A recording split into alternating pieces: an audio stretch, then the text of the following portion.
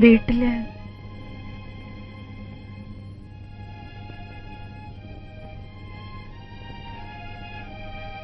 വീടിനെ കുറിച്ച് എന്തെങ്കിലും ഒരു ചിന്ത ഉണ്ടായിരുന്നു ഇങ്ങോട്ട് വരുമായിരുന്നു.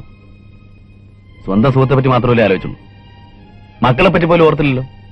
ബാല, ക്ഷമിക്കണം, ഞാൻ എന്റെ വേദന കൊണ്ട് പറഞ്ഞു പോയത്. ഒരു കുടുംബത്തിന്റെ തകർച്ച കാണേണ്ടി വരുന്നുള്ള സങ്കടം കൊണ്ട്. നിങ്ങളൊക്കെ എനിക്ക് അത്രയും വേണ്ടപ്പെട്ടവരാണെന്ന് അറിഞ്ഞൂടെ?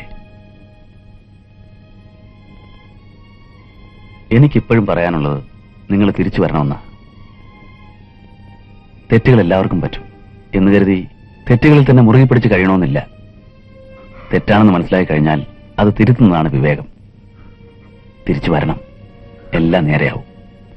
ശാപം മാത്രമല്ല, മോക്ഷമുണ്ട്. മോക്ഷം ഇല്ല ബാല, എനിക്ക് മോക്ഷമില്ല.